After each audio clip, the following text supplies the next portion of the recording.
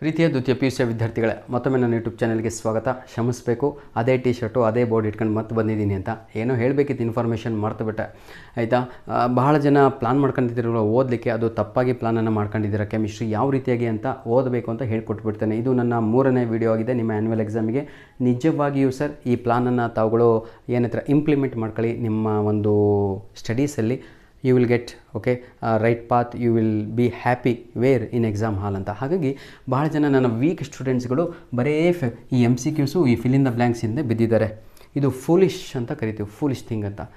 ಎಲ್ಲರಲ್ಲೇ ಏನು ಬರೋಲ್ಲ, fill in the blanks rank ಸ್ಟೂಡೆಂಟ್ಸಿಗೆ ಬರೋಲ್ಲ. ಅವಾಗ ಕೇಳಿ, ನಿಮಗೆ ನಾನು ಸುಳ್ಳು ಹೇಳ್ದಂಗಾದರೆ fill in the blanks rank ಸ್ಟೂಡೆಂಟ್ಗಳೇ ಒಂದೊಂದೊಮ್ಮೆ ತಲೆ ಹಚ್ಕೊಂಡು ಎಲ್ಲಿಂದ ಕೇಳಿದ ಮರೆ ಔಟ್ ಆಫ್ ಸಿಲೆಬಸ್ ಕೇಳಿಬಿಟ್ನಾ ಅಂತ ಈ ರೀತಿಯಾಗಿ ಯೋಚನೆ ಮಾಡ್ತಾ ಇರ್ತಾರೆ. ದಿಸ್ ಈಸ್, ನಾನು ಹೇಳಿದ್ನಲ್ವಾ, ಇದು ನಿಮ್ಮ ಮೈಂಡ್ ಸೆಟ್ ಇದೆ ಅಲ್ವಾ, ಇದನ್ನು ಚೇಂಜ್ ಮಾಡಿ. ಸ್ವಲ್ಪ ತಾವುಗಳು ಟಾರ್ಗೆಟ್ ಮಾಡಬೇಕಾಗಿರುವಂಥದ್ದು ಏನು ಅಂತ ನಾನು ಹೇಳ್ಕೊಡ್ತೀನಿ. ಫಸ್ಟ್, ರ್ಯಾಂಕ್ ಆಗಲಿ, ಆ್ಯಾವ್ರೇಜ್ ಮಕ್ಕಳಾಗಲಿ ಅಥವಾ ನಮ್ಮ ವೀಕ್ ಸ್ಟೂಡೆಂಟ್ಸ್ ಆಗಲಿ, ಫೇಲ್ ಆಗ್ತೀನಿ ಅಂದ್ಕೊಂಡಿದ್ರಲ್ವ, ಯಾರು ಫೇಲ್ ಆಗಲ್ಲ ಕಣ್ರೋ. ಇಷ್ಟು ನೀಟಾಗಿ ಹೇಳ್ತಿದ್ದೀನಿ, 100 ಟೈಮ್ಸ್ ಹೇಳ್ತಿದ್ದೀನಿ. Nobody will fail, you should write, you will write ಆಯಿತಾ. ನಿಮ್ಮ ಫ್ಯೂಚರಿಗಾಗಿ ನೀವು ಬರದೇ ಬರೀತೀರಾ, ನನಗೆ ಗೊತ್ತು.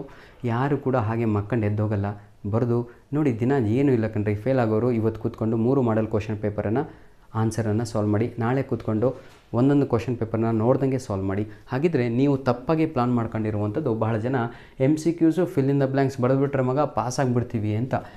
ಎಷ್ಟು ಗೊತ್ತಾ, ಪಾಸಿಂಗ್ ಮಾರ್ಕ್ಸು ಬರೀ 21. 21 ತೆಗಿಲೇಬೇಕು ಮಗ. ಇಷ್ಟು ತಲೆಯಲ್ಲಿ ಇಟ್ಕೊಂಬಿಡಿ ನೀವು, 21 ಬರಲೇಬೇಕು ಆಯಿತಾ. Next MCQs fill in the blanks target ಮಾಡಿದ್ರು ಪಾಸು ಆಗೋಲ್ಲ. ನಿಜವಾಗಿಯೂ ಟಾರ್ಗೆಟ್ ಯಾರು ಮಾಡ್ತಾರೆ ಅಂತ ಈಗ ಹೇಳ್ತೀನಿ ಕೇಳಿ.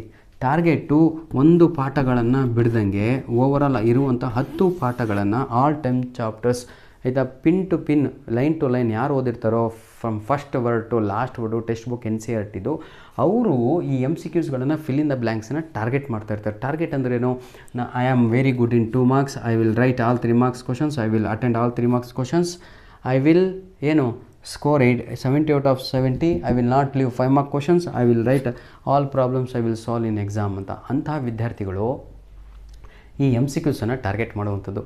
ಫೇಲ್ಯೂರ್ ಕ್ಯಾಂಡಿಡೇಟ್ಸ್ ಅಲ್ಲ ಸರ್. ನೀವು ಅದನ್ನು ಮರ್ತುಬಿಡಿ. ಯಾವುದು ಗೊತ್ತಾ, ನಿಮ್ಮ MCQs, ನಿಮ್ಮ ಫಿಲ್ ಇನ್ ದ ಬ್ಲ್ಯಾಂಕ್ಸ್ ಮರ್ತುಬಿಡಿ ಅಂದರೆ ಮರ್ತುಬಿಡಿ. ನೀವು ಟಾರ್ಗೆಟ್ ಮಾಡಬೇಕಾಗಿರುವಂಥದ್ದು those who are very weak my dear children.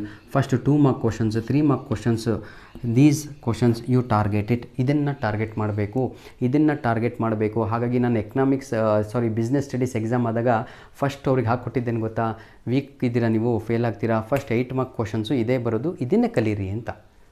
8 marks, imagine your self. ಬರೆದು ಪ್ರಾಕ್ಟೀಸ್ ಮಾಡಿ ಅಂತ 3 ಕ್ವಶನ್ ಪ್ರಾಕ್ಟೀಸ್ ಮಾಡ್ಕೊಂಡು ಹೋದರೆ ಮುಗ್ದೇ ಹೋಯ್ತಲ್ವ, 24 ಮಾರ್ಕ್ಸು. ನೀವು ಕೂತ್ಕೊಂಡು ಇದನ್ನು ರ್ಯಾಂಕ್ ಸ್ಟೂಡೆಂಟು ಅಷ್ಟು ಬರೆದ್ಬಿಟ್ಟು, ಸರ್ ಏನೋ ಮಿಸ್ ಆಗಿಬಿಡ್ತು, 2 ಮಾರ್ಕ್ಸ್ ಹೊತ್ತು, 3 ಮಾರ್ಕ್ಸ್ ಹೊತ್ತು, 4 ಮಾರ್ಕ್ಸ್ ಹೊತ್ತು, 5 ಹೊತ್ತು ಅಂತ ರ್ಯಾಂಕು. ನೀವು ವೀಕ್ ಆಗಿಬಿಟ್ಟು ಇದನ್ನು ಟಾರ್ಗೆಟ್ ಮಾಡುವಂಥದ್ದು ತಪ್ಪು.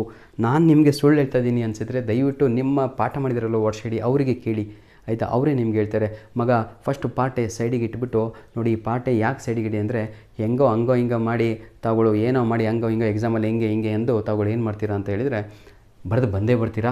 ಕಡಿಮೆ ಅಂದರೂ 15ಕ್ಕೆ ಕಡಿಮೆ ಅಂದರೂ ಬೇಡ, 15 ಆಯಿತಾ, 15 MCQs ಅಲ್ವಾ ನಿಮಗೆ. 15ಕ್ಕೆ ಕಡಿಮೆ ಅಂದರೂ 9 ತಗೊಳ್ರು. ಫೇಲ್ಯೂರ್ ಸ್ಟೂಡೆಂಟ್ಸು ಈ 5 MCQ ಇದು ಫಿಲ್ ಇನ್ ದ ಬ್ಲ್ಯಾಂಕ್ಸಿಗೆ 5 ತೆಗಿತೀರಾ, ಅದು ನನಗೆ ಗೊತ್ತಿದೆ, ಅದು ಬಂದೇ ಬರುತ್ತೆ ನಿಮಗೆ. ಇಲ್ಲಿರುವಂಥದ್ದು ಟಾರ್ಗೆಟು ನೋಡಿ. ಇವೆಲ್ಲವೂ ಕೂಡ ನಿಮ್ಮ ಮಾಡೆಲ್ ಕ್ವಶನ್ ಪೇಪರ್ನಿಂದನೇ ಆಯಿತಾ ರಿಪೀಟ್ ಆಗಿರುವಂಥದ್ದು. ಹೇಗೆ ಕೊಡ್ತಾನೆ ಅಂತ, ಜಂಬಲ್ಡ್ ಹೇಗೆ ಮಾಡ್ತೇನೆ ಅಂತ ನಾನೀಗ ನಿಮಗೆ ತಿಳಿಸ್ಕೊಡ್ತೇನೆ. ಈಗ ನೋಡಿ, ಈಗ ಸಪೋಸ್ ನೋಡಿ ಸರ್, 6 ಕ್ವಶನ್ಸ್ ಇದ್ದಾವೆ ಮಾಡೆಲ್ ಕ್ವಶನ್ ಪೇಪರಲ್ಲಿ. ಇದು ಮಾಡೆಲ್ ಕ್ವಶನ್ ಪೇಪರ್ 1 ಅಂದ್ಕೊಳ್ಳಿ, ಇದು ಮಾಡೆಲ್ ಕ್ವಶನ್ ಪೇಪರ್ 2 ಇನ್ನೊಂದು, ಇದು ಮಾಡೆಲ್ ಕ್ವಶನ್ ಪೇಪರ್ 3 ಅಂದ್ಕೊಳ್ಳಿ. ಇದು 1, ಇದು 2, ಇದು 3. ಈಗ 6 ಪ್ರಶ್ನೆಗಳು ಕೊಡಬೇಕಲ್ವಾ. ಎಲ್ಲ ಮಾಡೆಲ್ ಕ್ವಶನ್ ಪೇಪರಲ್ಲೂ 6 ಪ್ರಶ್ನೆಗಳಿವೆ. 18 ಕ್ವಶನ್ಸ್ ಆರ್ ದೇರ್. ಅವನೇನು ಮಾಡ್ತಾನೆ ಗೊತ್ತಾ, ಇಲ್ಲಿಂದ 3 ಪಿಕ್ ಮಾಡ್ತಾನೆ. ಎಷ್ಟಾಯಿತು? 9. ಹೌದಲ್ವಾ? ಸ್ವಲ್ಪ ಇಮ್ಯಾಜಿನ್ ಮಾಡಿ, ಎಲ್ಲ ಜಂಬಲ್ಡ್ ಮಾಡಿ ನಿಮಗೆ ಕೊಡ್ತಾನೆ.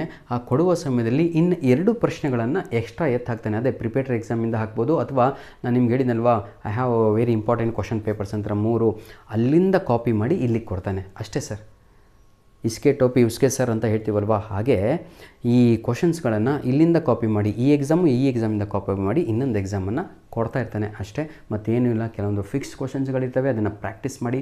ಮೊದಲು please you should focus on your model question papers and preparatory papers and which I have given those papers. ಆಯಿತಾ, ಧನ್ಯವಾದಗಳು, ಆಲ್ ದ ಬೆಸ್ಟ್. ಏನು ಮಿಸ್ಗೈಡ್ ಮಾಡಿಲ್ಲ ಅಂದ್ಕೊಂಡಿದ್ದೀನಿ. ಏನಾದರೂ ನಿಮ್ಮ ಕಾಲೇಜ್ಗಳಲ್ಲಿ ಇಂಪಾರ್ಟೆಂಟ್ ಮೆಟೀರಿಯಲ್ ಕೊಟ್ಟಿದ್ದರೆ ಅದು ನಿಮಗೆ ನಿಮ್ಮ ಟೀಚರೇ ಕೊಟ್ಟಿದ್ದರೆ ಅಪ್ಪ ಯೂಸ್ ಮಾಡ್ಕೊಳ್ರು ಅಂಥ ಮೆಟೀರಿಯಲನ್ನು ನನ್ನ ಒಂದು ಮೇಲ್ ಐಡಿಗೆ ಕಳಿಸಿಕೊಡಿ.